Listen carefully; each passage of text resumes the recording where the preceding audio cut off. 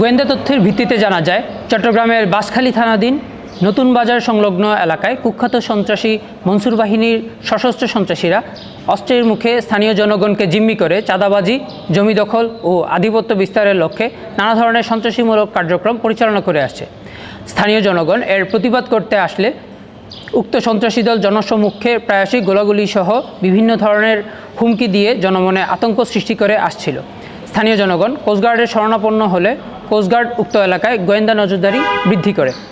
এরই ধারাবাহিকতায় গোয়েন্দা অনুসন্ধানের ভিত্তিতে আজ 13 নভেম্বর 2025 তারিখ বৃহস্পতিবার রাত 3টা হতে সকাল 6টা পর্যন্ত কোস্টগার্ড বেস চট্টগ্রাম কর্তৃক চট্টগ্রামের বাঁশখালী থানাধীন নতুন বাজার সংলগ্ন এলাকায় একটি বিশেষ অভিযান পরিচালনা করা হয়।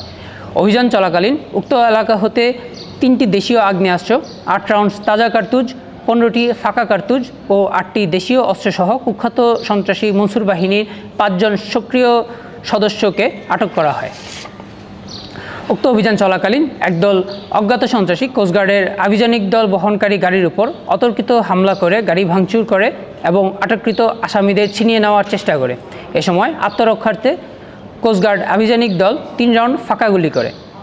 আটককৃত আবু নছর চৌধুরী বয়স 44, আব্দুল কাদের বয়স 40, জমির আহমেদ বয়স 55, মোহাম্মদ জিয়াউর রহমান বয়স 50 এবং মোহাম্মদ সোহেল বয়স 21 বাঁশখালী থানার বাসিন্দা।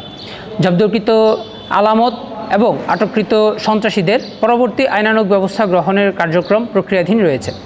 সন্ত্রাসী কর্মকাণ্ড নির্মূলে বাংলাদেশ কোস্টগার্ড ভবিষ্যতেও এ ধরনের অভিযান অব্যাহত রাখবে।